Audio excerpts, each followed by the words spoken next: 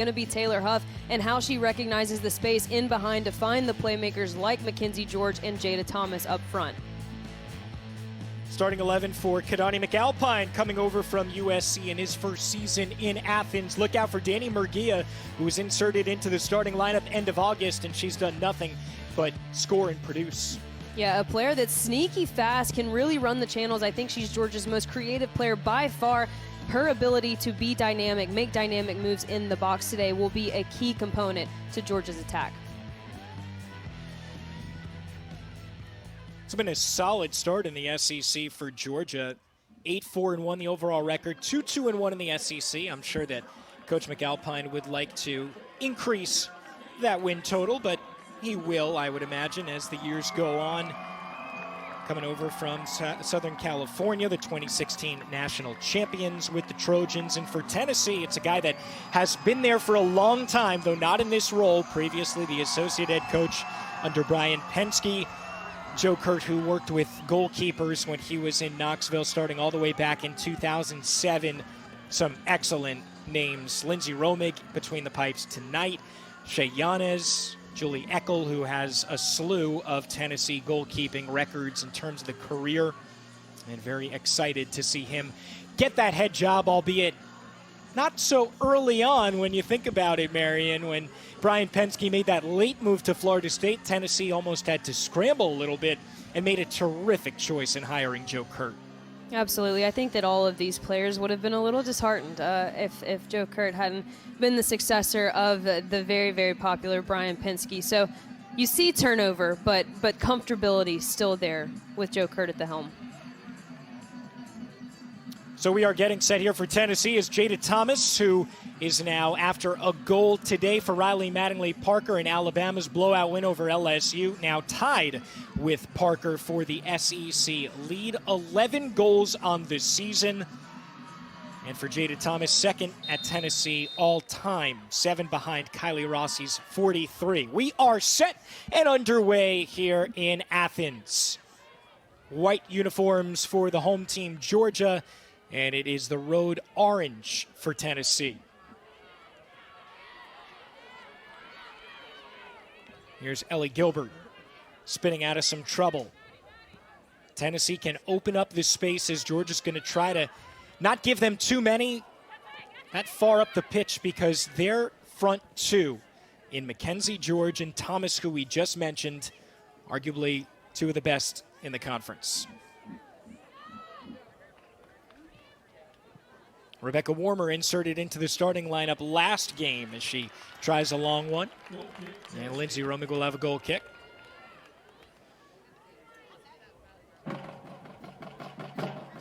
Warmer, the sophomore from San Jose, who played 15 matches last year, 10 of them this season out of the possible 13.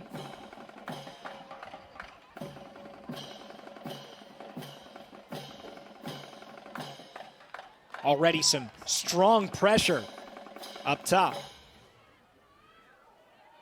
Warmer, instead intercepted by Abby Burdett. The terrific 6 for Tennessee brings all the experience you could want. Fifth-year player out of Monrovia, Maryland, who started every game the last 3 years except for the season opener against Dayton. It's the only one.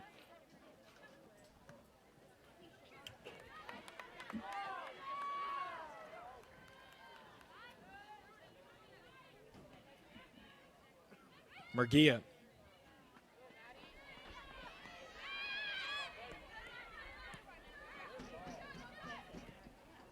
Marion, what's the biggest challenge that Georgia's going to face today against Tennessee? I think just the fact that they have playmakers on all sides of the ball. I think when you look at every section of the field, Tennessee's got a player that can really change the game. And so being able to shut down all facets of a team like that is really, really difficult. But I think that we're already seeing Georgia take the approach that I think is best for them, which is to get numbers high, make Tennessee commit to defending, and make sure that these playmakers have pressure on the ball. That's going to be the key, one of the keys at least, for this Georgia side today. Murguia switches field, though, right into the feet of Maria Nelson. The right winger, redshirt junior out of Medina, Ohio. She was a starter in 2019, came off the bench last year, and now she is back in the starting role once again for Tennessee. Filling in actually for the only player that was not part of the starting 11 last year. That is how experienced and the type of firepower that Tennessee brings back. 10 of the 11 starters, which is kind of unheard of, and it certainly puts Joe Kurt in a great position because it's not like he has to go back to the drawing board and change any type of culture or, much of the tactics for Tennessee.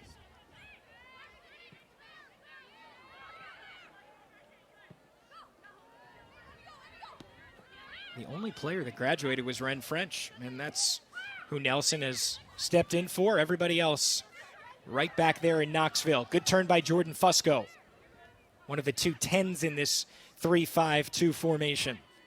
Back out wide, Claudia DiPasupol, who started the last 3 games. Burdett, long effort, finds the foot of Thomas, but dispossessed by that Georgia back line. Led by Cecily Stout, who whiffed on her first try, and this is going to be a free kick in a dangerous situation for Tennessee after Joyelle Washington, the Wisconsin transfer, pushed her down. And just the movement off the ball from this Tennessee side, I think it speaks to how easy these players make it look, and it's not. It's hard effort, and it draws fouls like we just saw. Now a dangerous chance right outside the 18-yard box. Laura Rodriguez is our referee, and she is ushering the players into their proper spots in the box, setting up that Georgia wall. Wesley Williams and Remy Ajasa are the assistants. 4th official today is Sky Banning.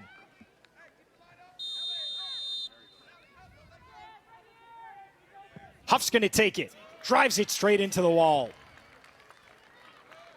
And throw in coming just in front of that corner flag for Tennessee.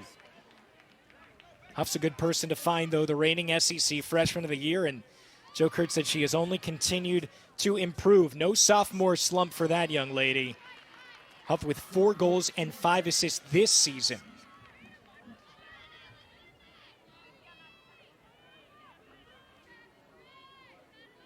Taylor Huff is such a joy to watch play. I think that she's one of these players that can take space so easily, and, you almost equate her to an elite quarterback that can really shift defenses with shoulder movements, with eye movements, hip swivels, things like that a lot of players really don't take onus on, but that's how she moves and makes channels for herself that seemingly aren't there to begin with.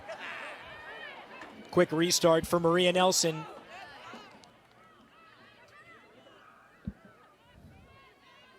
Back it comes, laying it off to Tara Katz, coming forward. She goes down, no whistle. And now a throw in for Tennessee. Katz wearing number 8, the right center back in that 3-5-2. Of course, all of the defense is under a lot of pressure in that. Need to know your assignments. Clarine, Lawson, Rennie, as well as Katz. But those are 3 incredibly dependable names, and we have our first caution of the game. Yellow card issued to Washington. Remember, she had that shove in the back earlier on. Yeah, and I'm honestly not surprised at the approach that this Georgia team is bringing. They're bringing a level of physicality. I think that that's a great way to deal with the skill level that Tennessee presents as an entire team. Make them uncomfortable on the ball, make them feel the pressure, and you don't have to worry about those creative passes, those creative runs as much if the other team is worried about dealing with your physicality.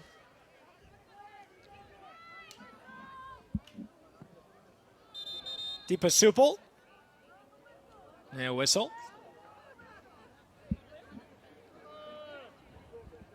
Don't think everyone was set. Looks like a re-kick coming here for Tennessee.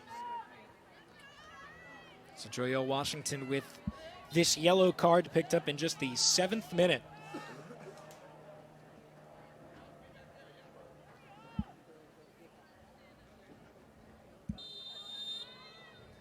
And it is DiPasupol once again. Left foots it to the top of the box. Warmer finds Washington. And the whistle. Foul, that's going to go against Tennessee this time.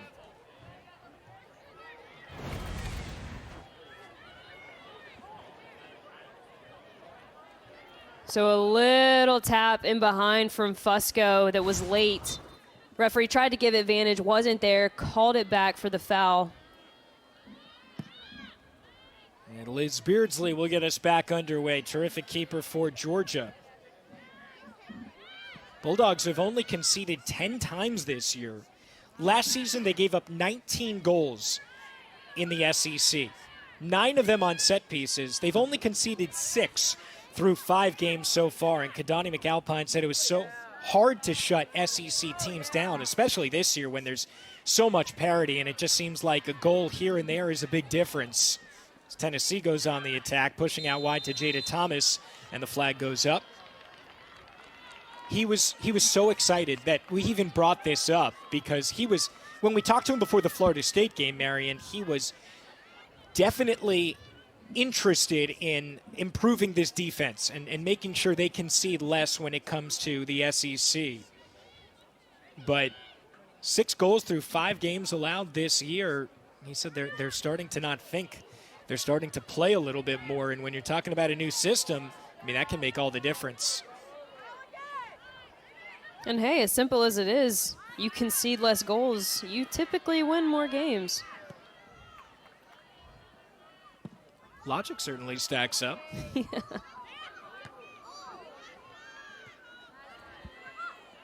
And Georgia, a team that was on the verge of the NCAA tournament for a lot of the season last year, but didn't get in. Went with a coaching change, getting rid of Billy Lassane and bringing in Kadani McAlpine, who everyone in Athens is very excited to have on their bench. This is a long, great run from Mally McKenzie, and Lindsay Romig off her line. McKenzie trying to do it all. Senior from Roswell, Georgia. And look at this. So this really started a great run from Mally McKenzie. I think that she went further than she wanted to because she didn't get the runs until the 2 you just saw in the box. The runs were delayed. They said, hey, Mally, you go do it. You go do it. You get in line. I think for Georgia to be able to break this Tennessee team down and have quality shots on goal, you're going to have more creative, dynamic movement from your front two, and that's going to have to come much sooner in the attack as opposed to waiting for players to get to the byline. Haugen, up ahead Warmer. She has been very busy on the ball. Excellently delivered to the corner. Here's McKenzie one more time, looking to send in the cross. Deflected in the box, sent out of bounds out of the byline, and that is going to be a corner coming up now for Georgia. This is a great spell offensively for the Bulldogs. Yeah, so good there. Change the point of attack, find the open space. Mally McKenzie with a great touch inline that sets her up. Near post run, just not quite there, but able to get a corner kick out of it anyway. And here's Danny Murguia. 11 assists last season. That easily finds the head, though, of Lawson Rennie.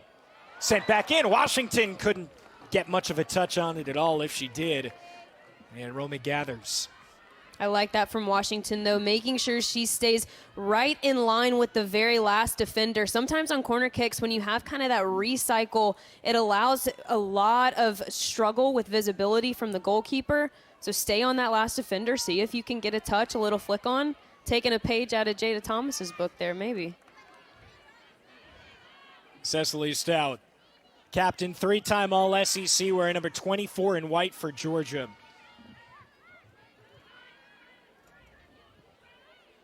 Kadani McAlpine calls her crazy fit. One of the most on the team when it comes to that, and has just been holding down this back line year after year in Athens. She's pretty much inseparable from this program at this point, and it's hard to imagine that she is not going to have a spot next season in the middle of that back line.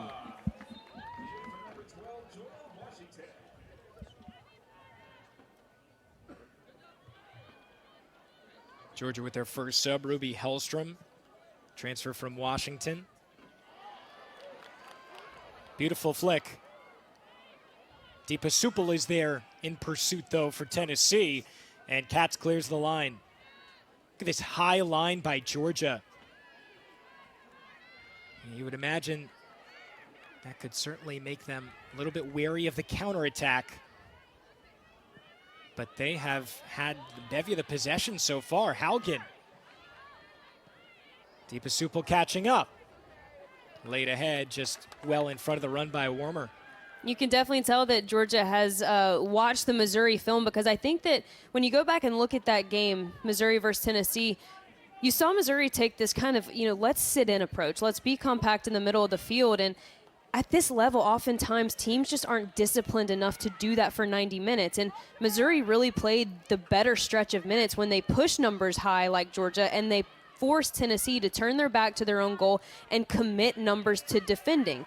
Innately, that's really going to shut down the buildup a little bit more if you can make a team commit to the defensive side of the ball. So you can see that's what Georgia is trying to do right now, and it's opening up a lot of space for big switching balls like what we just saw. The run of possession, I think, is a little exciting, or rather surprising. It is exciting as well, though, as Cecily Stout gets a right foot of Maria Nelson. It definitely is, because, Tennessee is a team that likes to establish tempo.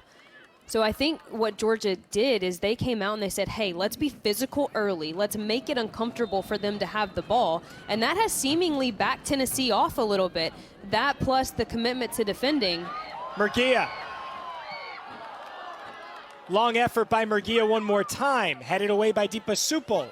This time it comes down to Claire Rain. Murguia back to Haugen. Can she send something into the box? Cuts it back to the left. Too much pace. And the line cleared for a moment, though just as far as Kate Harden. Boyan. Haugen. Murguia cuts it back. Headed away, Murguia. Georgia still attacking. Boyan tried to thread it through. Katz is there. And a whistle against Tennessee. Maria Huff can't believe it. What did she do? Did it come away from the ball, perhaps? And here's the end stretch of a really great sequence from Georgia. And yeah, it looks like Huff just kind of push offs Huff a little bit, or push offs Gilbert a little bit. But look, Georgia this is a perfect, and this is a perfect picture. Look how many numbers Tennessee has behind the ball right now. Even if they were to get it right now, there's hardly any outlet to be dangerous in transition. Warmer just bodied off by Fusco. But this can be where Tennessee can be so dangerous if they're able to open up a channel here on the counter. Exactly what they've done here with Huff. Trying to win the foot race. Double team comes, collides with Stout. Play on, says the referee, and it's a Tennessee throw to come. How impressive was the moment of transition from the Georgia defenders? I was watching that matchup the entire way as you see Jada Thomas going down the field. She's on your back post side, and a great tackle here from Cecily Stout. Hip to hip, no foul there. Well done by the referee on the no call. But Georgia was very cognizant to keep themselves in a +1 situation, not allowing for players to be in 1v1, 2v2s. Huff looking for the run of DePasupal. Goal kick. Tonight at 8 Eastern, right here on the SEC Network, we'll have our latest episode of True South with John T. Edge, traveling around Madisonville and Camp Benton, Tennessee, meeting the locals, eating good food, and talking about the South.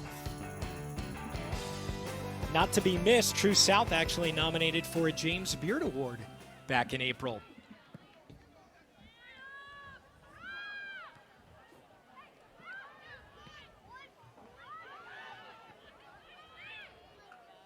It has been all Georgia in the final third so far, just looking for that perfect ball to open up the key to this Tennessee defense. They're not quite there yet, though they're very close throughout the first 17 minutes that we've seen, at least.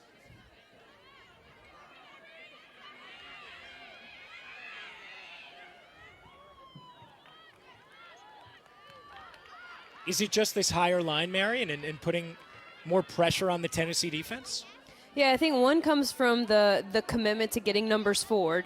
and making Tennessee be cognizant of their defensive marks.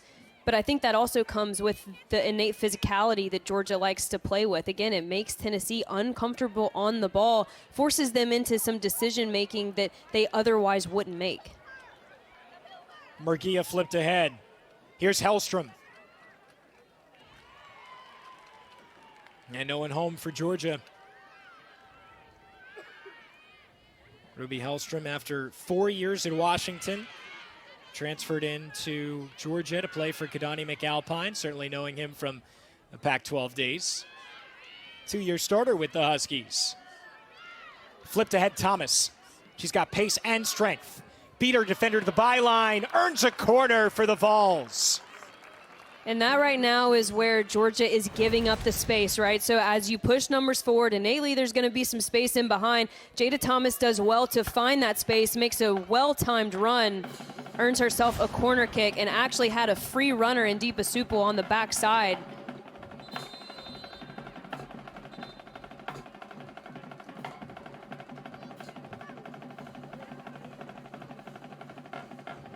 Kate Harden down for Georgia after making that tackle.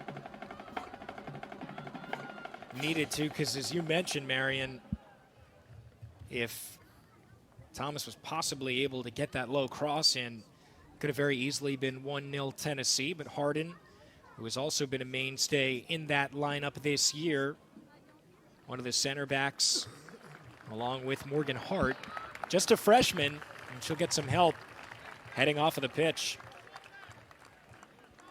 All-State in Georgia as a senior. And when she came in, Kadani McAlpine obviously didn't recruit her, but said that Kate was way better than we anticipated. And there's Jessie Dunn. They kind of flip-flopped in preseason. Dunn got a bit of a nick. Harden was inserted into the starting lineup.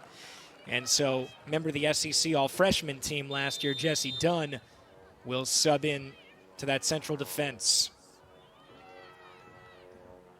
Deepa Supal very dangerous on corners this year with the in-swinger. Comes right back to her. This cross goes low. Stout, so poised on the ball, even back to goal. Katz flips it forward. Haugen with Burdette, or rather Nelson, in hot pursuit. And that individual battle to Tennessee. Thomas now. We have yet to really hear from her too much, though she'll have a chance to make an impact on this game when it's all said and done, because she always does. The reigning SEC Offensive Player of the Week, wearing number 2. There she is for Tennessee in orange, a goal in 3 straight games. And the numbers don't lie. They're absolutely insane. I mean, 27-1-1 when Jada Thomas tallies a point. 1 draw, 1 loss, 27 wins. And actually a losing record when she doesn't. So if there's any question as to the impact that she makes on this Tennessee team, I think it's answered right there. And you kind of alluded to it, Alex. You know, we're not always going to see her score these screaming kind of goals. A lot of her goals are, some would say boring, some would say maybe not pretty, but it's her runs, her movement in the box that really separates her as a player. She's so good back to goal that sometimes, because she's not flashy all the time, it's easy to lose her in the box. George is looking for some help. It might be easy, but you certainly do it at your own peril. Absolutely. Nelson. George fell down. 3v3 for the moment as Fusco tracks back on Murguia. And now some supporting runs coming in for Georgia. Murguia flipped it back ahead. Here's Wormer. Cecily Stout joining the attack. Too heavy the touch. And now Thomas jousts. And Georgia settles it back down. What an entertaining match so far. I mean, you can tell we are getting into the meat of the SEC season. There's another whistle. I don't know exactly what that was for, but I think Ruby Hellstrom was a little upset too. The flag went up, apparently, for Georgia. I will say, sometimes I think offside calls make you more mad than fouls, so I get it.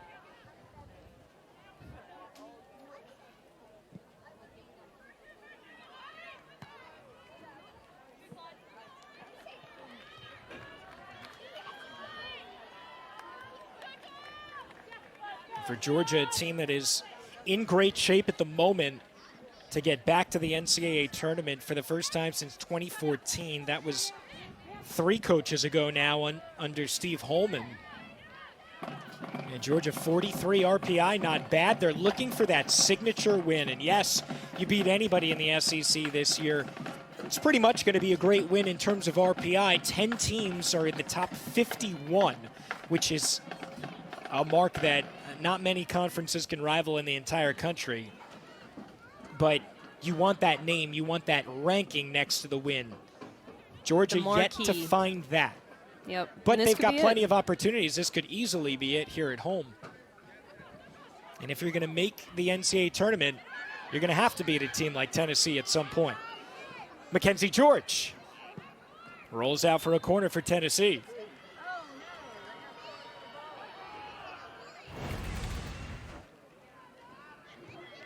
And look at Mackenzie George just fighting, battling her way through anything. A little cut here, a little cut there. Sees Fusco making that delayed run out of the corner of her eye. Earns a corner kick opportunity for Tennessee, who has been really dangerous on these set pieces. Deepa Supel tries the back post this time. Beardsley whiffed on it. But the whistle blows. Yeah, you're always going to get called for that one. Anytime you're in the goalkeeper space, Jada Thomas goes up for it. It's actually a Georgia player. I think it's Jessie Dunn who wins this one. And though even if not a challenge or what you would consider a dangerous challenge, if you are in that goalkeeping space, you're going to get a whistle. And so we are still scoreless here between Tennessee and Georgia, though not for lack of trying. Even though Georgia's being outshot by Tennessee 2-1, the run of play has gone the way of the Bulldogs so far. Each team has had opportunities. The reason we're seeing kind of that shot discrepancy as opposed to really what we're seeing in the game, which is Georgia having the majority of possession, the runs just aren't there in the final third from Georgia right now. You know, we saw a couple plays ago that Cecily Stout was making a run from the outside back position into the middle of the field just to be an option for her team. So we've got to have a little bit more movement from the Georgia forwards to really be able to create quality chances on goal. How do you make that difference in game? I think that you have just got to commit to understanding what the space is. So, for example, if you are in a two-front, which Georgia is, a lot of that is decided on the other forward's movement and how that forward's movement affects the defensive shape.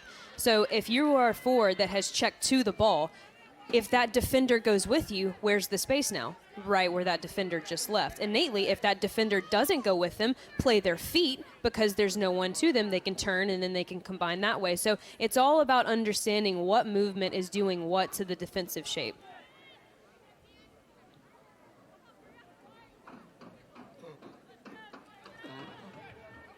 Katz will toss it in. Looking for Georgia in a deep position. Spins around her defender. Could fire from there. Excellent tackle came in at the last moment. Claire Rain coming out of her left center back position. Rain 1v1 with Haugen. Not often you see left back versus left back. Corner earned by Rain. That is what I mean when I say Tennessee has playmakers on all sides of the ball. So Mackenzie George, again, just getting stuck in. The Georgia players doing a really good job to get pressure on the ball, not give a shot angle, and this is what forced Claire Rain to step up, take that ball into the wide channel, and create the corner kick. There's Fusco to take the in-swinger. Also a member of the SEC All-Freshman team last year.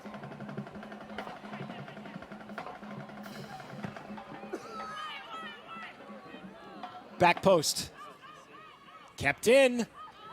And now Murguia got to it. Chases Deepasupal back, just trying to flick it in, looking for a run. It's Thomas, but right into Beardsley. And a sigh of relief for Kadani McAlpine at the Georgia bench. And that is exactly what you don't want to happen. So we talk about being in +1 situations defensively. 1v1 right here, alone, coming to the near post. Jada Thomas unmarked. Tried to get a little flick on behind Beardsley. And look, one of the things that I took for both of these teams is that neither of them are really outstanding at marking in the box. So I think that that's something that both teams are going to have to be cognizant of, is that kind of looping run or that run from the back post to the near post, that slash. It's really hard for defenders sometimes to be aware and check that back shoulder, but that's what it's going to take to keep a player like Jada Thomas from scoring today. Who do you think in the SEC is the best at that individual marking? I think Arkansas has a mentality to win the boxes. Thomas, Deepasupal. Player went down, no call now. Thomas. Still trouble, Fusco. Block comes in for Haugen. And throw in for Tennessee.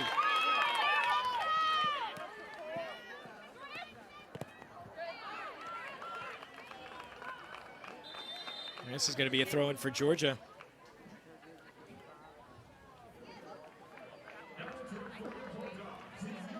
Monday, 7 Eastern, we'll have the next Thinking Out Loud with Spencer Hall and Richard Johnson, breaking down the weekend on the gridiron, talk about the hottest topics for the coming week, and they'll preview Saturday's biggest game right here on the SEC Network and on the ESPN app.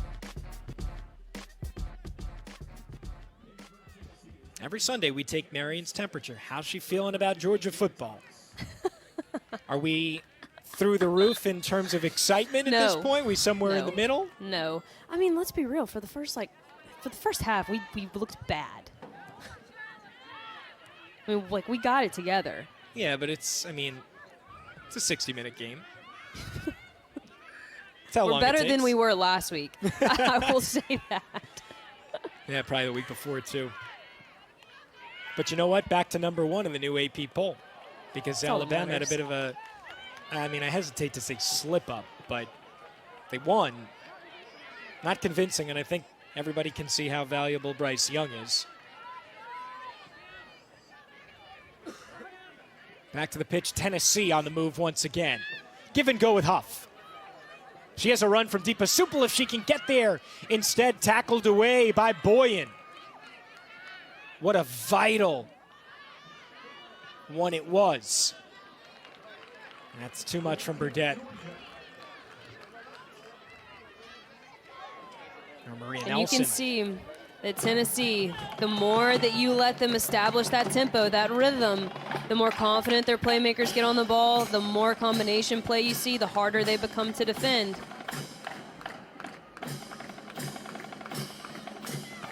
Last shot by either team at this point came at the 10-minute mark by Joyelle Washington for Georgia. We are over 30 minutes in now.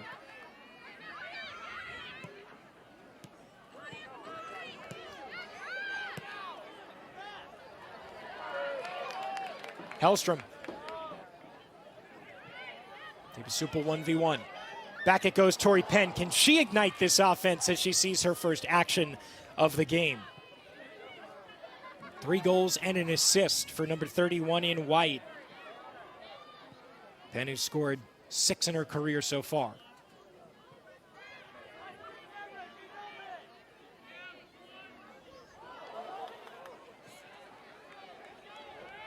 And Katz with a wry smile on her face after that little mishap. Didn't hurt at all, though. Nobody else around. Rain. Tried to play the feet. Taken away, Georgia. Here's Hellstrom. Rain tracks back to the front of the post. Free ball. And it comes down to Tennessee. Burdett clears the line. That was dangerous, no question. Number 9, Cameron Simmons has checked in for Tennessee. Simmons called into the Jamaican women's national team camp before their friendly against South Korea in September. Just a freshman, it was her first senior team call-up. Stout, they're giving her plenty of space. Tried to slip it in for Boyan, but a miscommunication there. Yep, saw the idea. I think Boyan said, you take it. Have a shot on goal. Your first touch sets you up for it. And Cecily Stout saw that seam. Run just wasn't there. Idea was there. Stout is starting her 82nd game for Georgia. She has not registered a goal yet in her career, so I'm not surprised that she's it doesn't seem like she's itching. Or else you think she probably would have fired that one, right? Yeah. George. Edge of the box. Stout got there. I would have. For I'll Tennessee. just say that. Oh, yes. You probably would have put it into the top 90. Probably would have gotten under it, sailed it to the woods, but, we don't possible. have to talk about that. Every few times, you put one in the back of the net. There's Sydney Hennessy, number 33 in orange. And for Georgia, Taylor Risch coming in for the first time. Junior from Alpharetta, Georgia. Mallory McKenzie will get a much-needed breather.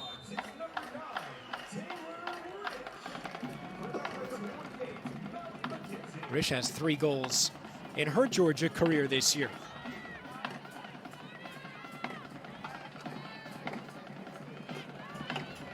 And now Tennessee's starting to push the line a little bit higher.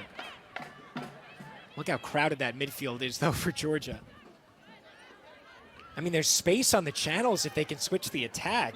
Yeah, kind of that up, back, and through. Haven't seen Tennessee able to do it, though. Exactly what you want. You want to be able, and that's something Joe Kurt talked to us about was, because I asked him, I said, hey, when you're watching film on you guys, like, teams approach you in different ways. How do you feel has been the best approach? And he kind of said that he sees both ways, right? He sees when teams push us hard and press us into our defensive third. He also sees when teams kind of compact and really clog the middle, like that picture we just saw with Georgia. He said, so I've been worrying less about what other teams are doing and more about trying to teach my players to recognize the space that's available. Because any way you choose to play a team, there's always going to be something you're giving up. So what is it that team is giving up? If a team's going to sit, there's going to be more space in the wide channels, Alex, like you just mentioned. If they're going to play us man marking, fine, we'll go 1v1. Or if they're going to step numbers high, like we've seen Georgia the majority of this game, let's find the space in behind. So I thought that was really interesting, his approach to the scouting that's been done on Tennessee is just really, train my players to have better soccer IQ. And yes, we mentioned that there are 10 returning starters out of 11 possible on this team for Joe Kurt, but we didn't mention that they played a very different formation last year as well. They played a 4-4-2 diamond under Brian Penske, which isn't necessarily brought to Florida State yet, though they're doing just fine. I don't think they have to worry about formations at this point in the season. But you go from a 4-4-2 diamond to a 3-5-2, and yes, you have all these starters back, Marion, but they are learning a bit of a different formation too, and opportunities, like you said, to break it down are not quite the same. Yeah, I think when you look at the differences in those formations, the 4-4-2 diamond and the 3-5-2, obviously it's the midfield and the responsibilities that lie with a 4 midfield and then a 5 front midfield. But there's also obviously a learning curve in the back, and the reason for that formation change was because Ren French was the only player not coming back, and it was kind of a thought of how do we get our best 11 on the field? Well, it is this 3-5-2. So there's been a learning curve, and I think maybe we saw that at Tennessee's start of the season when they went 0-2-1 to begin things, granted against some really tough competition, but they have seemingly figured it out, and they have started to understand that teams are going to approach them in a different manner, and every game is going to be different. So we've really got to, for lack of a better phrase, put our thinking caps on and see what's available to us at any given time. Yeah, the story for the Lady Vols up until this point, they start the season off at North Carolina, fall 3-0, and then 2 games later lose 3-2 to Duke at home, giving up 3 unanswered goals in the second half. Marion, you were on that game with Mike Watts, and you could just see it from the very beginning, what was happening as it was. You know, you see those results. Duke, a big one, though, at Ole Miss a couple of games ago. But they had plenty of opportunities. And the Duke one, I think, is the one that kind of sticks in your craw after Joe Kurt. Yeah. Because you had that match won. But they have gotten the better of their opponents 8 of the last 9 games. So back to being more of the Tennessee that we expected at the beginning of the year. I don't think that we've seen enough teams take advantage of the wide space against Tennessee, though. I think that was one thing that Duke did really, really well in that game. They let the flow of the game happen. It was kind of an even possession game, back and forth. Both teams had some chances, but I thought that Duke had the most dangerous of those opportunities, especially when they would attack from kind of that in to out situation. And I just don't think we've seen enough teams really take advantage and make the Tennessee players run the wide channels. Now, do I think Georgia has the talent to do so? Absolutely. They have got engines that can run up and down both flanks. So I think if there's any team that can really expose that area, it would be this Georgia Bulldog side. They're coming off a 1-1 draw at Vanderbilt on Thursday, which was pretty important to Kadani McAlpine because it was the first result that they got against the Commodores in the last 7 tries for the program. And yes, didn't get a win, obviously. You won all 3 points, especially when you're talking about an in-division game. But I really thought it was refreshing what Kadani said. He was like, we're going to celebrate that. You know, this is not going to happen overnight. We do something that this program hasn't done in years, and, you know, we're gonna enjoy it for a little bit. And they just competed in that game. You could tell the spirit there, the mentality was there. Washington cuts it back to the left, flicked back over, and sailed over the bar by Millie Philson.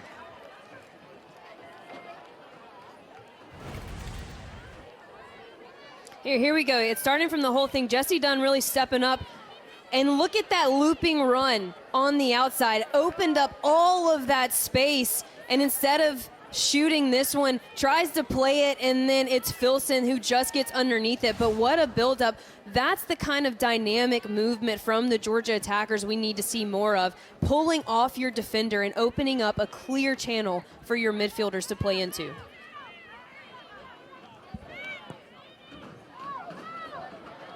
And you can see Georgia growing into this match as the minutes wane on.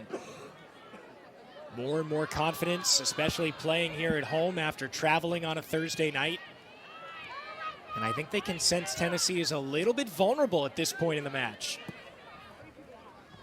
There's Hannah Zalewski. Oh, what a ball played up. Simmons to the middle. That's Stout.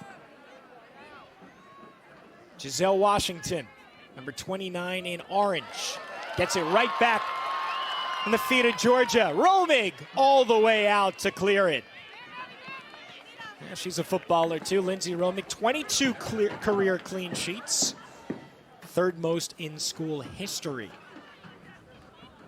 And 37 wins in her career are 5th in the program. Give it away, Boyan now for Georgia. Parker. And just a little bit too high over Penn's leg. Now in turn for Tennessee is number 6, Maddie Eskin. Maddie Eskin will check in for the first time, number 6 for Tennessee. Eskin, the Tennessee Player of the Year in 2019 in high school. And Mackenzie George, the one that's coming to the bench, will get a hug and a high five. As she dons the penny with just less than 5 minutes to go before the break in Athens. Nothing is given so far between Tennessee and Georgia. Is it one magic moment from Jada Thomas? Is that the difference in this match? It seems like that's where we're heading, but still a lot of soccer to go.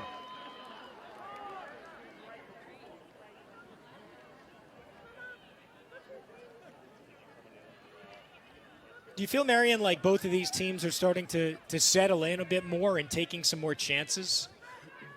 Yeah, I think that the tempo has been established, that both teams realize it's going to be a quick tempo game. There's going to be a physicality to it.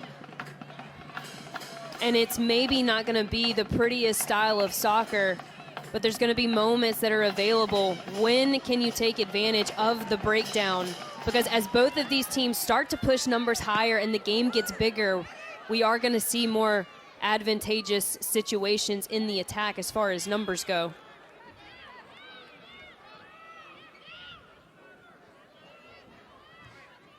The way that it's shaping up, this is a match that specifically is very interesting from a Georgia standpoint, because you got a team that is with a new coach, learning a new culture, learning new ways to act on the field, and exactly what Kidani McAlpine wants to see from his team in terms of decision making.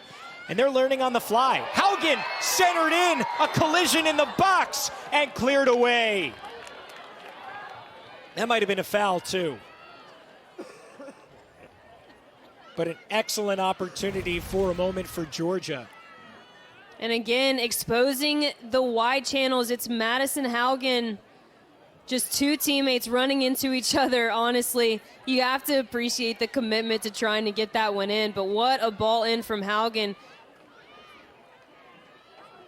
Alexis Parker and Millie Filson just both going for it there. Unable to connect with that one. But that's what we talked about.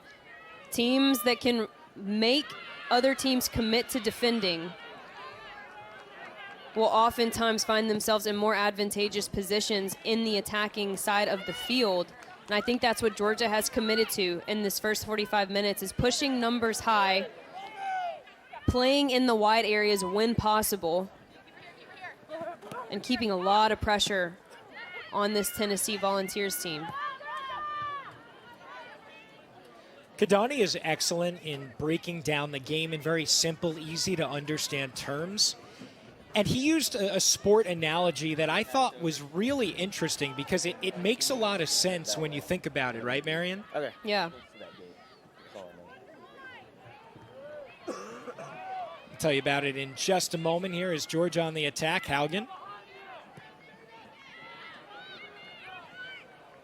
Here's Parker. Given a lot of space and flipped into Romig.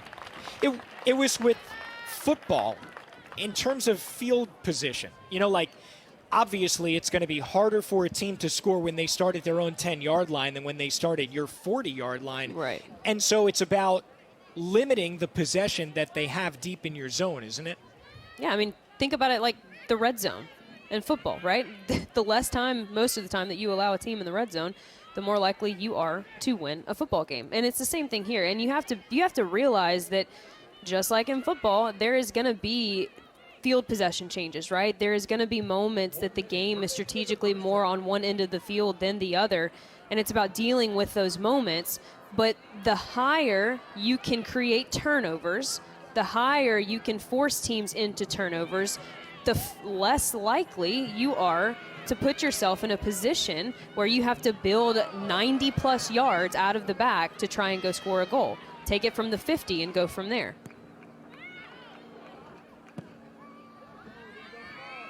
Beardsley boots it out of danger. Filson got her head to it, and we have a whistle. Just 22 seconds left, though, here in this first half. Looks like we are destined for a scoreless line by the time the first 45 minutes are done. Now, finally, clock does stop. And one last advance here for Georgia. Penn, dispossessed by rain. And for the fourth time this season for both teams, they are going to go into the locker room without a breakthrough. Marion, we have seen a lot of higher possession for Georgia. They've had the opportunity to break down Tennessee, but this defense has been so strong for the Vols. Yeah, it's like we just talked about. I think that Georgia's doing a good job of getting it at the 50, at the 40, so that they have a less distance to go from a goal-scoring perspective. But They've done well to get numbers high. They've had kind of that +1 attitude in and around their 18-yard box. But I think for Tennessee, the more that they can just recognize the space that's available, maybe start to anticipate where the second balls are a little bit more and start their attack higher up the field, they'll find a bit more success in the second half.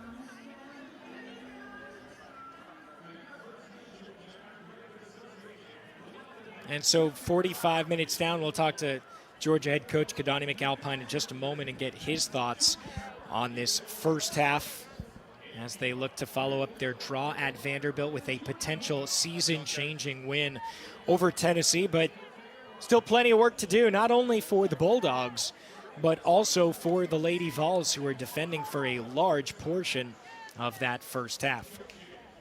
And we're joined by Kadani McAlpine. Well, so far, Coach, we have seen a lot of the run of play going the way of the Bulldogs so far.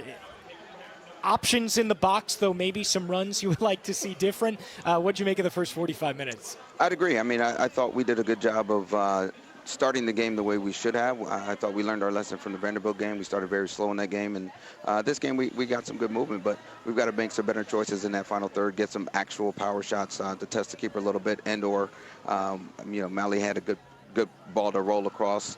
That would have been great, but we're getting there. Coach, this is Marion. How do you really try to shift the Tennessee defenders? I think you're doing an incredible job getting numbers higher and committing them to the defensive work, which is really keeping their attack at bay. But how do you expose them a little bit more, maybe in the wide areas? Well, first and foremost, we got to get our wide players to stay out there a little bit longer. They're cutting inside a little early and taking away the option to be there. And then we've got our holding mid open. We just haven't played her nearly as much. So we've just got to be a little bit more patient and not just play the first thing we see. And I think that'll open up the gaps that we can play into. Kadani, thank you. Much appreciated. Thank you. And so looking for the breakthrough, both Tennessee and Georgia in a crucial SEC East tilt, but nothing has given so far. It's halftime in Athens. When we come back, we'll learn about a very special, unofficial member of the Tennessee roster.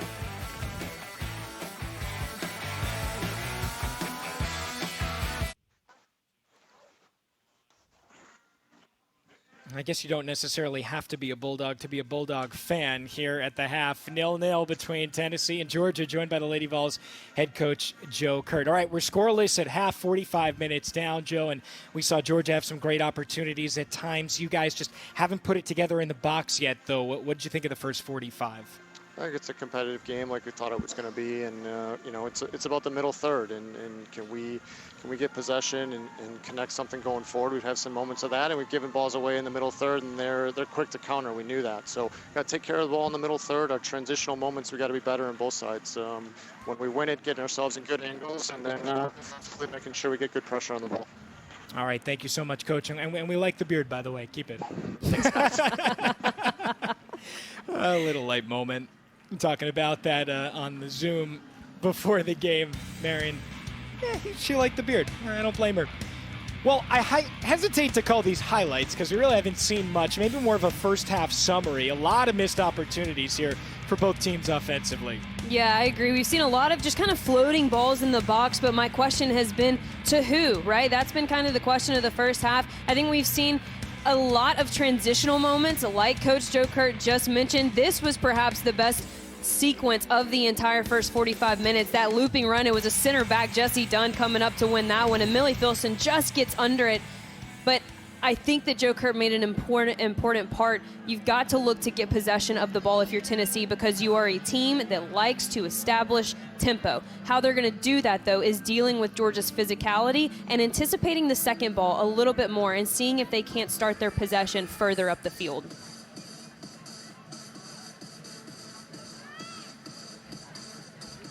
And so Tennessee will head back out for the start of this second half. Third straight match that they have gone into the locker room scoreless. Already wins this year in the SEC against Florida, Kentucky, Ole Miss, and Missouri. They lost to Alabama 4-2. It was a real opportunity for them. This would be a great road win if they're able to get it. Georgia sitting at 43 in the RPI. Tennessee in a safe position for the NCAA tournament. though you know they want their 4th straight SEC East Division championship. And with South Carolina's win today, they have got to keep up. Pressure is on. Thomas dispossessed. Fusco gives it a go. Unfortunately, that was closer to hitting her teammate George than it was to getting near Liz Beardsley. Yeah, that was a really good opening sequence we saw. I think we're going to see Taylor Huff a little bit more on the outer parts of the field so she can kind of move and go as she please. I think she finds more open space innately on the outside part of the field before coming inside like we saw in that sequence that led to Jordan Fusco's mishit is what we can call it. One shot on goal for both sides, 5 shots total for Tennessee, 3 for Georgia. Even in fouls, Tennessee has an advantage with 3 corners to 1, but they haven't turned it into anything yet.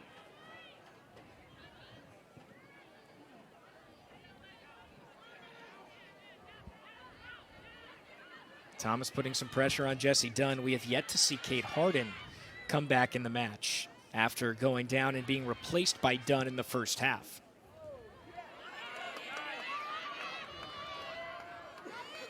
Murguia, Rennie in her hip pocket. Trickles out of bounds for a Georgia throw.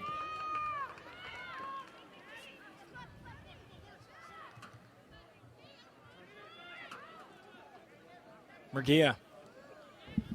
This time it's Rain 1v1. And watched out of bounds byline.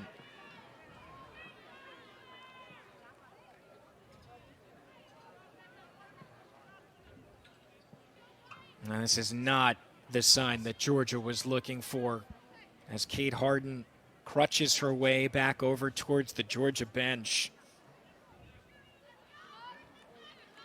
You really hate to see that for this Georgia team. A center back pairing in Hart and Harden that has flourished for sure since the preseason when we saw her and Jessie Dunn kind of swapping time. But the silver lining is that Jessie Dunn is a veteran player at this point, has the experience for the play not to drop off. A lot of other teams would be in way worse positions losing a center back than maybe Georgia is. And a very young center back combination at that, because Morgan Hart, just a sophomore, and Kate Harden, a true freshman. But they have combined beautifully, just like Gilbert and the rest of Georgia on that possession, but it rolls harmlessly back to Romig. I think Gilbert's been the unsung hero for this Georgia team. She's done really, really well to command the midfield, make sure that her players always are touch tight to a Tennessee player. She's done well to deny entry and kind of sit in those channels where they typically find the Jada Thomases, the Mackenzie Georges of their team. Holding mids don't often get a lot of credit, so gotta give them love when we can. It's a pretty good matchup of holding mids as well. Number 6 is Abby Burdett for Tennessee and Ellie Gilbert for Georgia, and they've shown out so far. Not for lack of their play. Long run for Haugen. Flipped it up to Murguia. She got there, and did she get the touch from Rennie? I think she did. It's a corner coming up for Georgia now.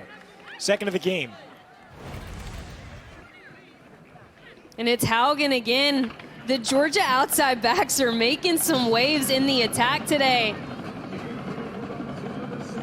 Murguia earns a corner. You could tell she was a little frustrated with herself. She really wanted to get on the end of that because that was the one time that Georgia had the runners in the box. And Haugen will take it right into Romig's hands. The next out of pocket with Alyssa Lang and Andrea Carter taking you inside the world of SEC sports with laid-back interviews, lots of laughs, and Lang's signature passion for finding the best food the SEC has to offer, something we have in common. Wednesday, 7 Eastern, right here on the SEC Network and on the ESPN app. Athens has no shortage of outstanding food options. Couldn't agree more.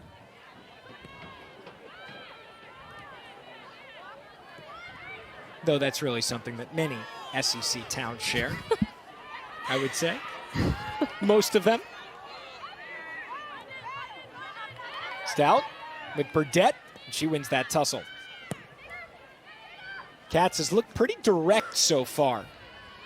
Trying to find Thomas and does. Thomas surrounded a triangle of Georgia players as she flips it forward. McKenzie bodies away Nelson. Sent back to safety to Beardsley.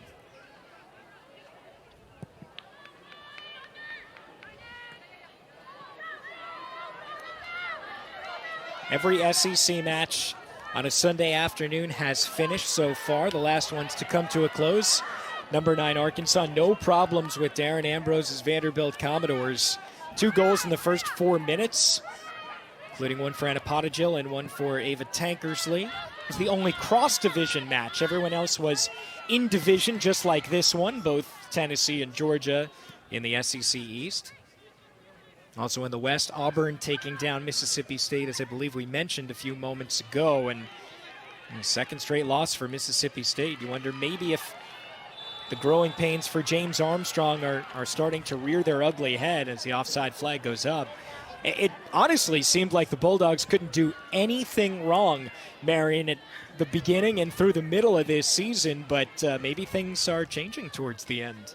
Well, I think, and shockingly, one thing that we haven't mentioned so far in the broadcast today is now that we are in the thick of conference play, we're in the thick of season, Sunday fatigue really starts to be something to consider from a scouting perspective.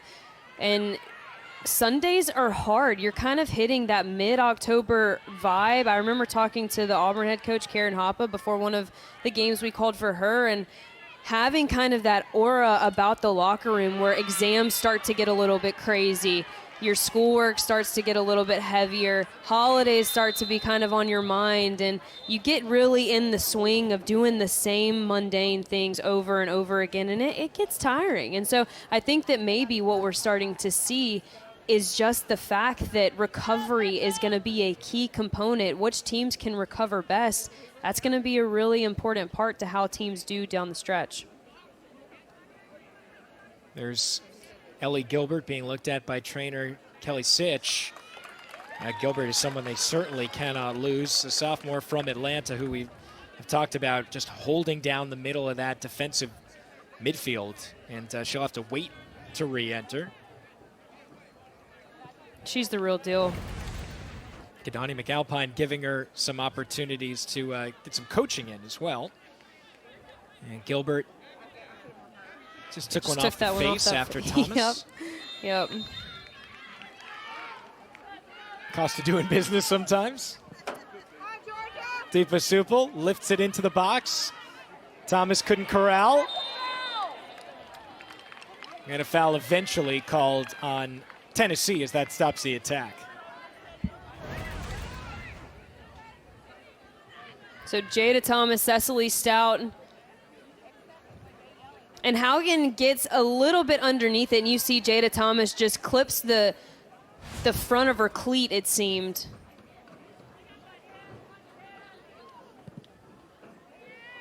And again, for a Tennessee team that really likes to play with tempo, they like to play with rhythm, games that have a lot of restarts, like we've seen so far in the start of the second half, that makes it really difficult to find that rhythm, find that tempo.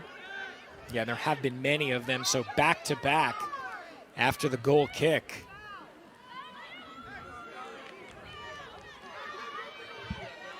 There's Jessie Dunn.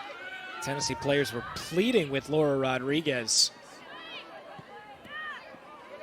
Hit off of Thomas. She'll just send it to safety over the touchline. Georgia continues to keep this offensive pressure going. Bulldogs, who in the SEC have wins over Texas A&M and Florida. That Texas A&M win starting to look better and better as G. Guerreri's team's finally figuring it out. Draw against LSU on Thursday, and then able to scamper by Ole Miss, taking the lead in the 87th minute today thanks to Miley Hayes. Their other results, South Carolina and Alabama, both losses, and then the draw on Thursday at Vanderbilt for the Bulldogs. I mean, A&M is a team that you talk about just confusion. When you looked at their roster and then paired that with the results they were getting, I just couldn't believe it there for a split second. 100%. McKenzie flips it in the box, Rains there. The line cleared by Burdett. Can this jumpstart the attack? Can George run this down? Yeah, not even close. Just really didn't even have much of a chance against Hart.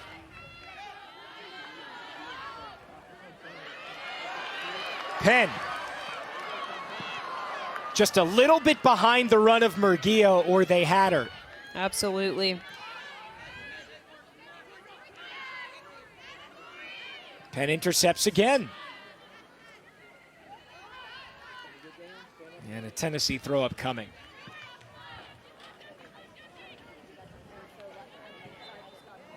For Thomas, is it all about service, or can she do more to maybe put her mark on this match? I think that we could see more of her from a combination standpoint. Now don't get me wrong, like, she is a goal scorer. She is an opportunistic goal scorer. She knows where balls are going to drop in and around the box. So service is definitely her bread and butter, finishing those services. But I do think that she is very, very good back to goal, which we don't see often because a lot of times her teammates are driving the ball forward. But maybe in this game where you see the Georgia players taking away that big ball in behind or those through balls in behind, can Jada Thomas step up and kind of be that back to goal target forward that allows that up back through combination to be set? We'll see. Could start with some defense from Katz. Gets to it, goes down. McKenzie stays with it. And Burdett, or Nelson that is, who has been tracking back all day long on that right wing to provide some defensive help for the Lady Vols, once again flips it out of bounds. And that Still is waiting a on great our first shot for either team as Ruby Hellstrom checks in. That's a great point, Alex, and one that we have talked about when you look at the keys to success for both of these teams, and Georgia's being to make Tennessee commit to defending. We have not seen much of Nelson in the attack. We really haven't seen much of Deepa Supal in the attack, and we've seen multiple times that Jada Thomas has had to come back well below that SEC logo sign to deal with players like Cecily Stout and Madison Haugen. So Georgia has committed to honestly just running this game and forcing the issue for Tennessee.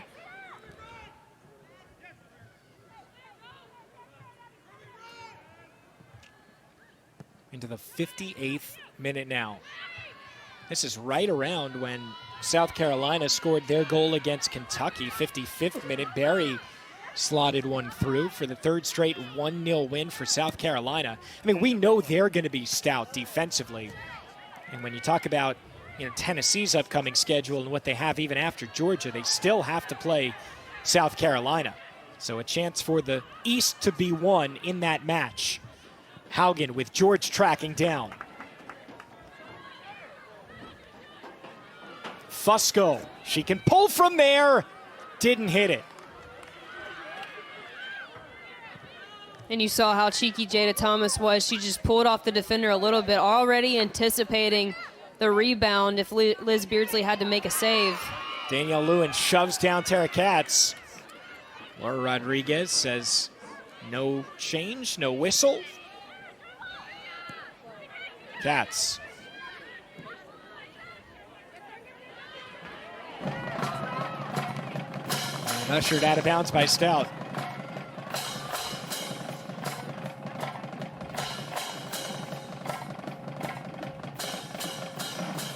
More of the same from half number one. No real tests for the goalkeepers. And Jada Thomas shoves down Stout. Now you could hear that. I don't know if that was a fan or a coach asking Laura Rodriguez, who's just going to keep letting her push her down in the back. Tonight, 8 Eastern, right here on the SEC Network. We're going to have our latest episode of True South with John T. Edge as he travels around Madisonville and Camp Benton, Tennessee. He meets the locals, eats great food, and, of course, talks plenty about the South as well. 8 Eastern, SEC Network, and the ESPN app.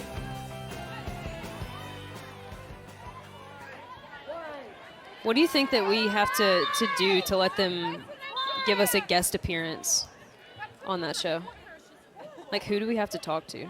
Like, I would like I to don't know, go but I'll work talk. on Like, it, yeah. Yeah, I mean, I'd I would agree. like to go eat good food. I think there are plenty of people that would sign up for that assignment. So if you're listening, Marion is interested. If you're The taking applications, are open. guest appearance, here we are. She's writing her cover letter in her head at this very moment. Just more than a half hour remaining between Tennessee and Georgia. Still waiting on that breakthrough. You kind of get the feeling if it comes soon, this game is really going to open up. Not that it's been that closed throughout either. Fusco. Maria Nelson on the wing wants it. Played up towards her. Gets it right before the byline. 1v1 on McKenzie. Flipped in. George turns, fires, just wide.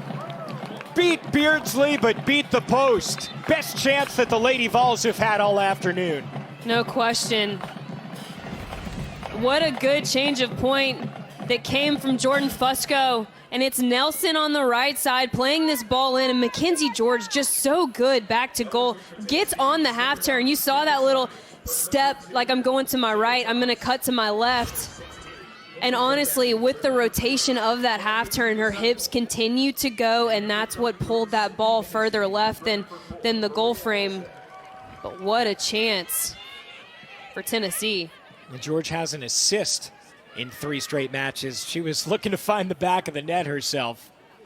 Usually that's Jada Thomas's job, but those two forwards absolutely lethal for Tennessee, and they only need one good touch to open things up. Long range, Beardsley down to get it. And finally, Beardsley is really pressed into action after that shot by Huff. And look at Huff check her shoulder right there. She sees that the transition into the other side of the field isn't there. And honestly, what that shoulder check did, it made the Georgia outside back, that would have been Cecily Stout and Hart, maybe take that step left. And it freed open a shot opportunity for Taylor Huff. 3 shots this half for Tennessee as that is coming alive, that part of the game offensively for the Lady Vols. But Georgia has a corner here. Lewin opts to take it short to Boyan. Haugen now. Lewin. Flag stays down. Block came in for Tennessee. One more chance. Shoved by Romig. All right. Now we have a proper football match. Yeah, and I agree with Haugen that I think that one was tipped. A poor clearance there by Claire Rain. And it's Madison Haugen that just, her touch set her up beautifully, and she just has a go at the backside of the goal. Gosh, I tell you what, she said, Taylor Huff, you think you can hit from distance? Well, so can I. And it did take a touch for Georgia's second straight corner. We'll switch the field here to Boyan now for the in-swinger towards the back post. Dealt with by Burdette. And we just continue to go back and forth here. Left and right, now back to the left. Well done there by Burdette. That was a really tough ball to clear. She was backpedaling, had to flick it away, had Georgia players oncoming. Donnie McAlpine going deep into his playbook here with Haugen ready to take it. Left-footed corner goes near post. I believe George was the one that cleared it. Not out of the woods yet. Sent back in, deflected away by the Lady Vols.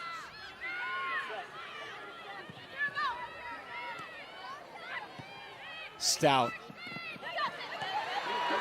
Turned by McKenzie. Flipped in, headed on. Lewin couldn't get to it, Romig did.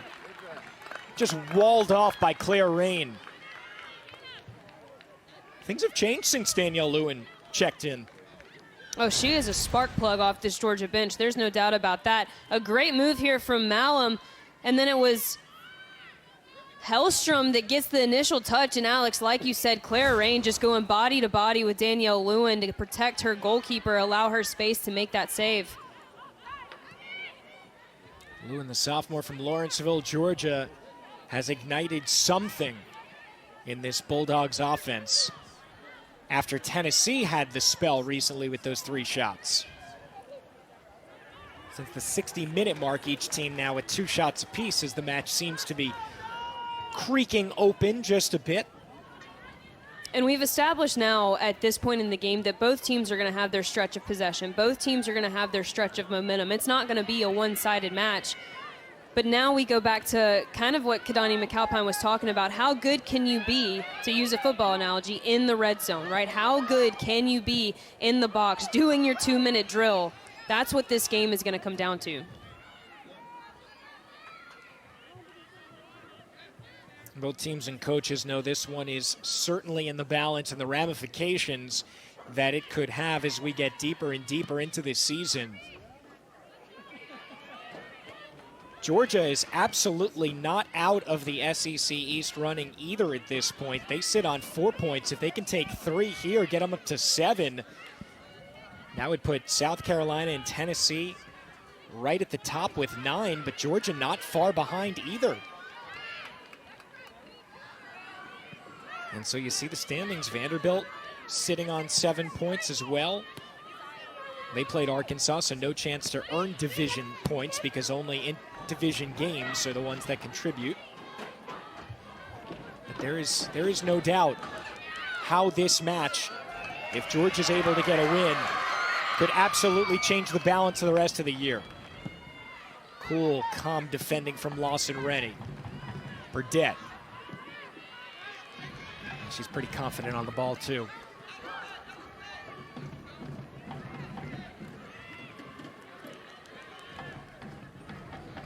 Here's Zaluski. Number 16 and wearing the face mask as well. She suffered a fractured eye socket against Florida. Here's Huff. Cuts it back. Took a deflection for a Tennessee corner. And now the SEC Freshman of the Year last season starting to put her stamp on this match. Yeah, and it's Huff, and you think she's going to go wide. She looks to go wide, knows that Cecily Stout's going to bite on that one, does a little Cruyff turn, and the deflection almost sends it into the side netting, but goes for a corner kick instead. The more she touches the ball, the better this Tennessee team is. And that's one of the reasons that assistant coach, now associate head coach Jonathan Morgan, decided in the spring that, hey, maybe we should try 3-5-2 so we can give some more touches in that offensive third to Maria Huff. Zaluski, do it again. And team defending that time with Natalie McKenzie in front of goal.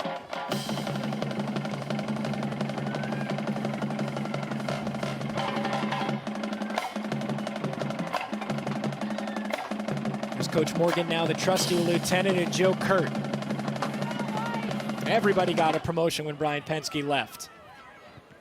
Flicked on, headed off the line by Stout. One more try. Is it over the line? No!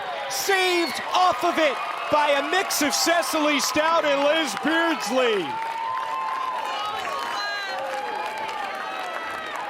Take a breath. Why don't you, Georgia? Alex, look, this goes back to the conversation we had last week about the importance of post players on the corner.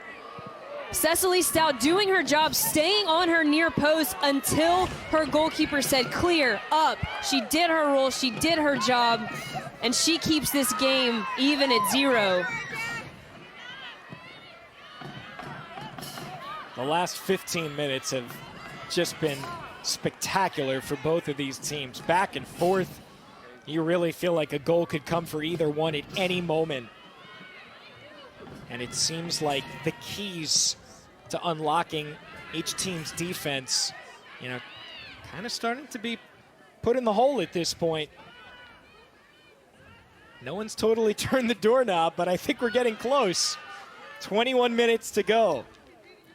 Yeah, I think for Tennessee, we have seen much more of their playmakers, right? The Taylor Huffs of the world touching more of the ball, getting more involved. We've seen more options going forward for Tennessee. And then in the Georgia attack, we've seen them really take advantage of those wide channels and push Tennessee to defend them more by getting more numbers forward into the attack. So both teams really executing the game plan. Now it's just about quality in the final third.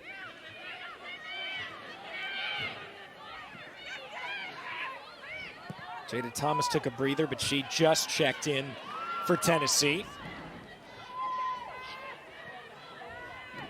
Stout. Sydney Hennessy in her hip pocket. The redshirt sophomore against the fifth-year player. Hennessy.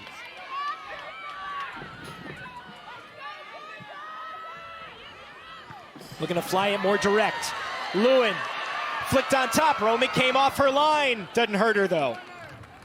Looking for the run of Hellstrom, and it's a goal kick.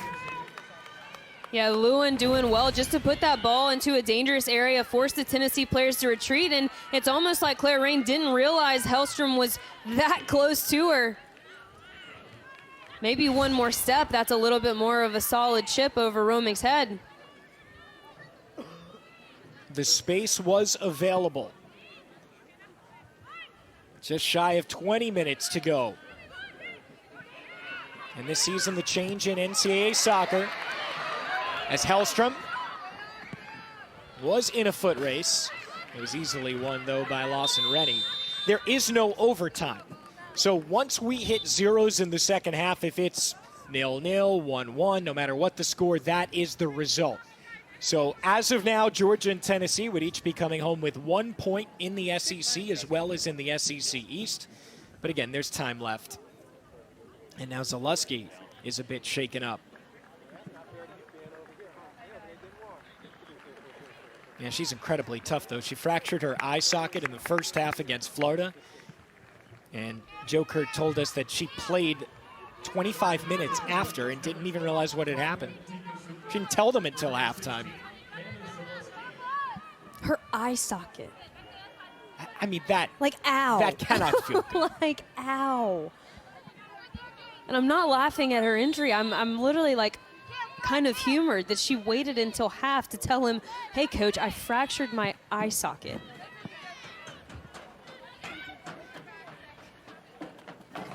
Hellstrom to throw for Georgia. Back to Lewin. Burdett. Thomas.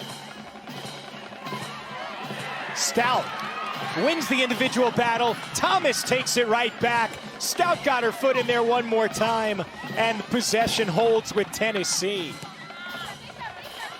What a battle, huh? Real good. I mean, you would expect Stout to win that, right?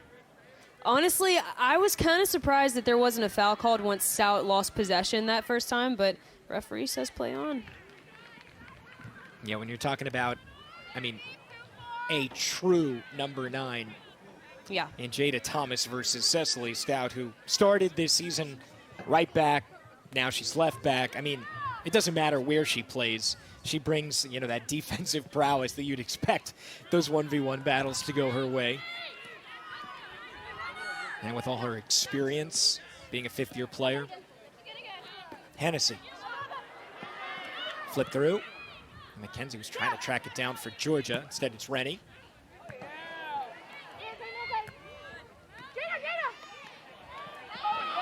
And you do wonder at some point what the fatigue factor is going to be like in this last 18 minutes. Literally just read my mind. We are at the point now where the fatigue is really going to start to show, especially how exciting, how open the second half has been. It hasn't been a whole lot of ball doing work. It's been a lot of players doing work, lots of running for the first bit of this second half. So the focus is going to have to be even more keyed for both of these teams. We just saw Tennessee a bit lax in the back with their giveaways. Romig off her line to snare it. So really now is the time to test the goalkeepers from all areas of the field, really force the issue from a combination perspective, lose your runners in the box. All of those things are really going to start to be highlighted as fatigue sets in this match.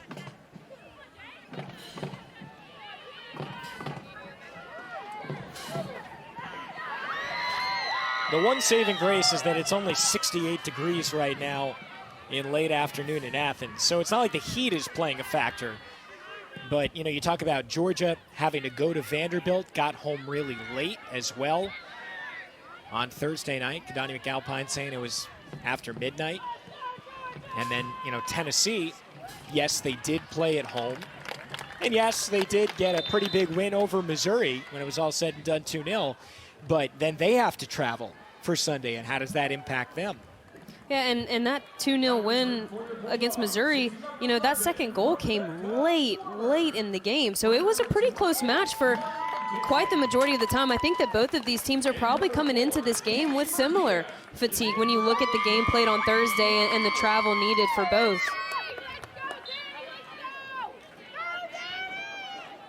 Both Danny's getting some well-deserved recognition. Danielle Lewin put in an excellent shift off the bench, and Danny Murguia now will try to change the match in her own way. We've seen her track down plenty of long balls on the wings, put the outside backs for Tennessee under plenty of pressure, and now George for Simmons as the freshman exits for the fifth-year player originally from Lincoln, California, Mackenzie George, starting her career at Cal Poly, where she was the Big West Freshman of the Year.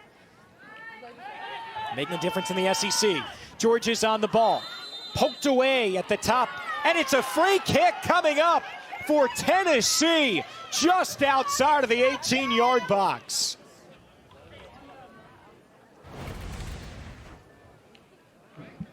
So it's Mackenzie George again, just going into traffic, battling it out, and it was that late right there by Boyan. So a little bit of a handful of jersey, but the release right here is what was called. I don't agree with the foul. Little I think jersey that pull there? Is that what they're looking at? I don't think so. I think that what it looked like Abby Boyan went through the legs of Mackenzie George, but Abby Boyan got the ball on that one. There is no VAR. Jersey pull, yeah, and I mean there was jersey pull beforehand, so maybe you were right. We cannot go back and look at it. We do not have video review, don't have that luxury.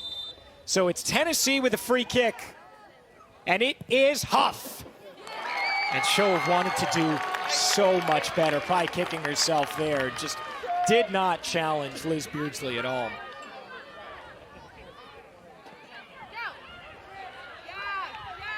Stout counters for Georgia. Flipped out wide. Haugen on the flank.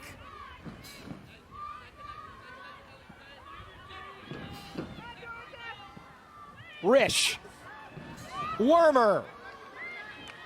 And now with 14 minutes to go, still scoreless. And Georgia absolutely survived that free kick by Huff.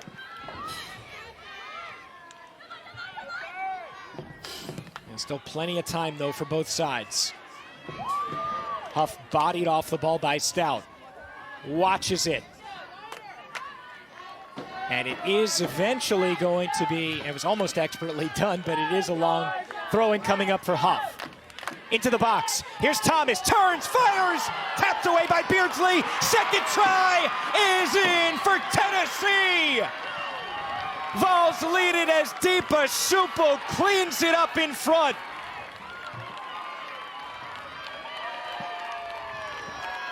And it all started with Jada Thomas. The player normally on the end of those is the one setting it up this time.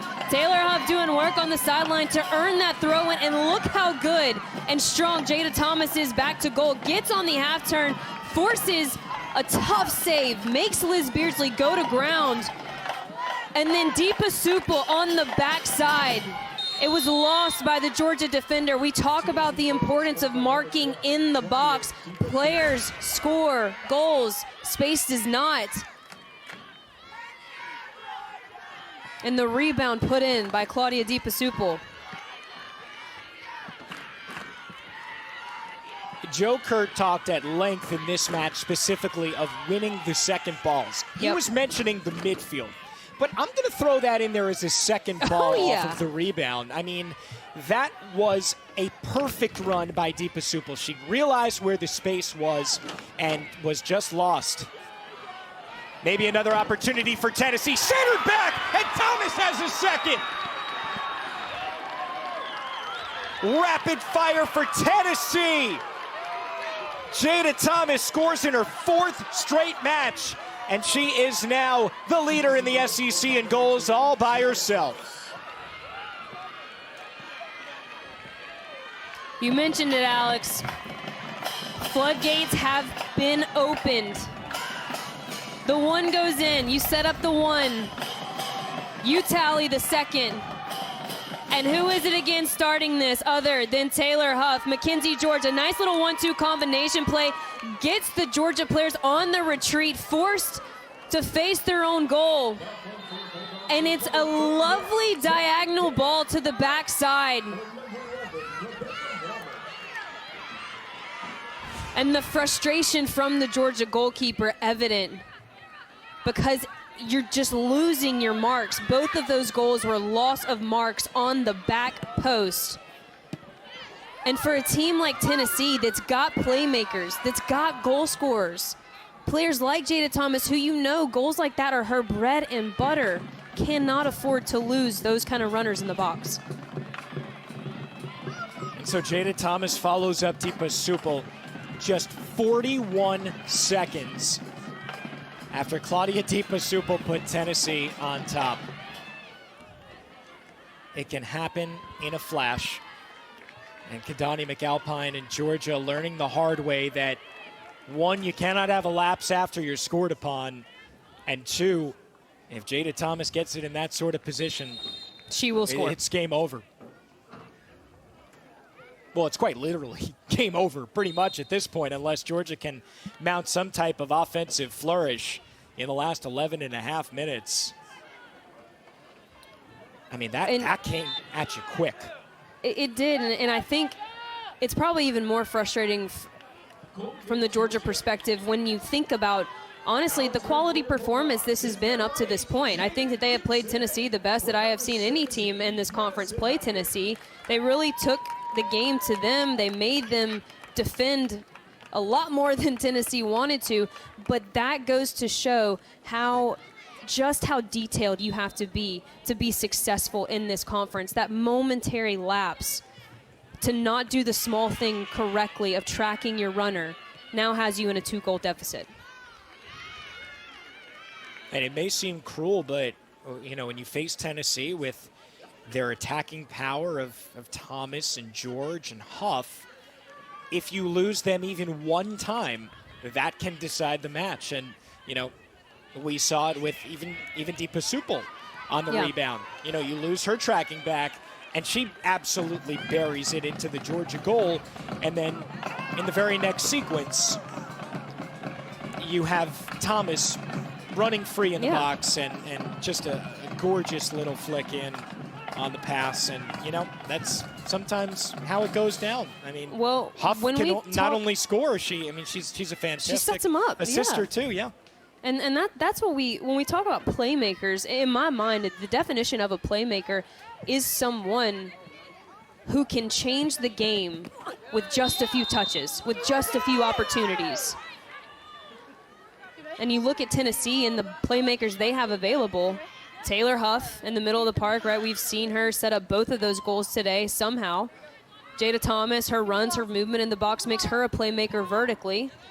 You look at Mackenzie George, she's a playmaker in the channels who has been very active today. And then, you know, Claudia Deepa Supal in the wide areas, a player that can be on the end of runs. That was her best touch of the game, and it was just a touch. Yep. That's true. And when you have these, you know, game-changing players that are so good at finishing, I even look at U.S. women's national team plays in front of their biggest crowd ever at Wembley. Sophia Smith gets that first goal for the U.S. She takes the touch, turns, fires it past the keeper. You don't need to be on the ball for a very long time to affect a game in a positive way there. Now in for Georgia, number 28, Melly McKenzie.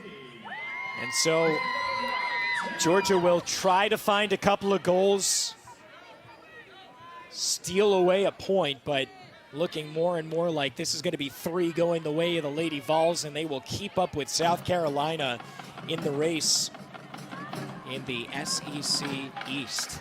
And they will all be on 12 points. Rather, Tennessee will be on 12 points. South Carolina will be on 9, but South Carolina has a match in hand.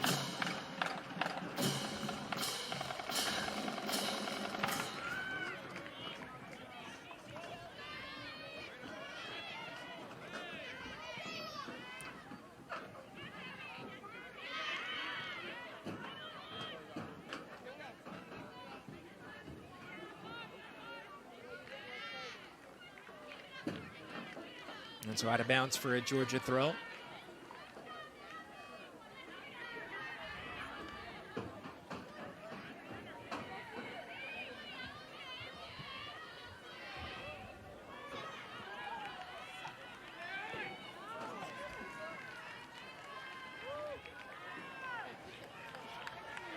So just under 7.5 minutes left as Tennessee once again on the offensive, but the numbers have really swung in the Lady Vols' direction as well. 15 shots to 6 for Georgia. Now 5 shots on goal to 3 for the Bulldogs. It wasn't going to come overnight for Kadani McAlpine, and there were going to be growing pains throughout the year. This is not by any means, I mean, I'm sure it's a frustrating result, but it's not a bad one. It's not a disappointing one in terms of games that you should go out and win, but it was an opportunity lost, and I think that's the biggest thing that Georgia's going to take out of this. I completely agree, and I think it can be so easy to get frustrated in this kind of building environment that maybe Kadani McAlpine finds himself in. Look, he's trying to change a culture. He's trying to get results, and the way that you build a winning culture is to focus on having winning performances. And I think for the majority of this game, they have done that. They have had an incredible competitive performance against a really challenging Tennessee side today. But now you learn from it, and you take, again, the momentary details. They matter, and I think that's the learning point of today.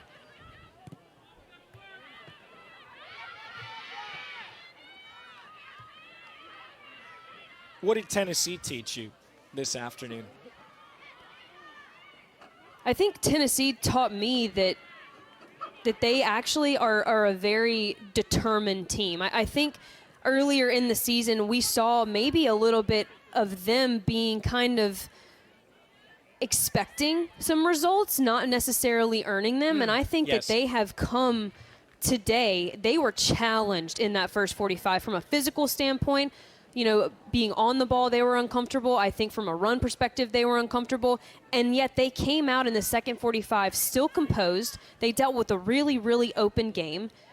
They came with the physicality, and they persevered to find their bread and butter, which was service in the box and finishing those services. So I think that that's what I've seen from this Tennessee side, is that they fought and they were competitive and they earned their victory, whereas opposed to maybe at the beginning of the season, we saw a little bit of them expecting results just to come their way because they had a talented roster.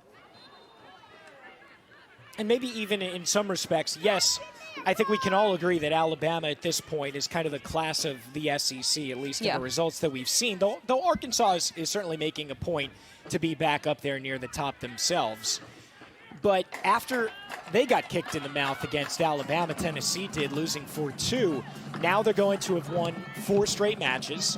They're going to have done it in a variety of ways, once again putting multiple goals on the board, which is something that Tennessee does. I mean, scoring now multiple in 5 of their 6 SEC games. And it's almost like you get the feeling, correct me if I'm wrong, but you get the feeling that this is a team that, once again, you can think of as going potentially deep in the postseason with the way that they've dealt with the challenges at the beginning of the year. They've righted the ship. They're playing great competition, and they're getting results.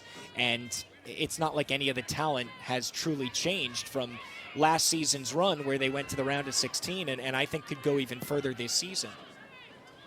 Yeah, and I think you learn a lot about yourself as a team in games like this where, you know, maybe Tennessee came on the road, and I think that, yes, they were expecting a physical match. They were expecting it to be difficult, but were they expecting it to be as challenging and as difficult as Georgia came out today? Probably not. And so I think you learn a lot about yourself as a team when you're forced to kind of deal with the reality of like, okay, you know what? We didn't play our best first half. We still have second 45. There's no damage done. What are we going to do to get a result today? And I think that's what they came out and did.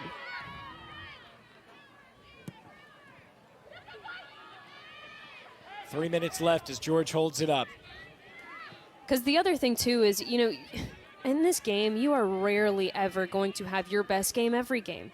That's just part of it, as a team, as an individual. And so you've got to learn. Tell Jada Thomas about that. She scored 4 straight. So most of the time, they're pretty good for her. Yeah, we will throw her out of the pod and just say, all right, you play good all the time. But, you know, well, let's take Tennessee then. Maybe not from an individual perspective, but Tennessee as a whole, as a team, I think that we've seen a little bit of ups and downs. And the difference of the Tennessee earlier this season and the Tennessee now is that they can respond to the down days or the down halves or the down periods of possession in a much more unified manner, a much more collective manner.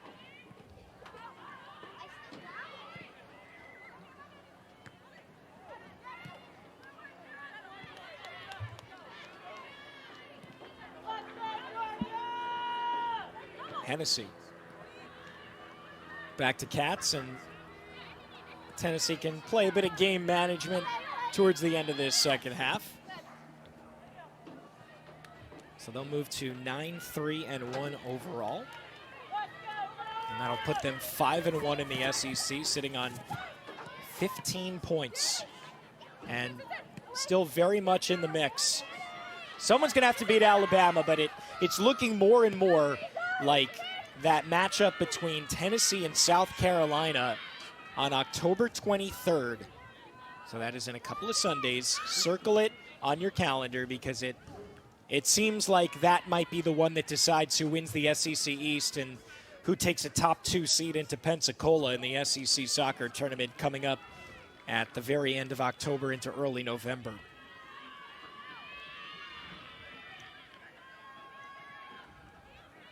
Tennessee also improving to 4-0 after being tied at halftime.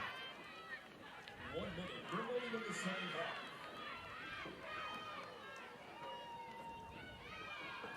Dunn tracking back with George. And Tennessee throw coming up, but there is not going to be any magic in the boots of Georgia on a Sunday afternoon in Athens.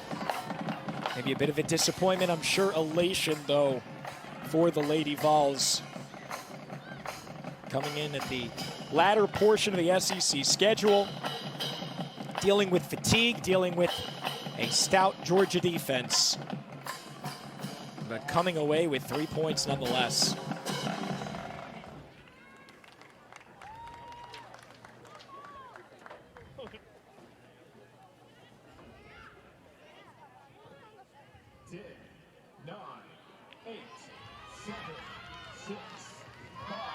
Final countdown in Athens. And Tennessee with a flurry of goals in just 41 seconds of game action. And so they are now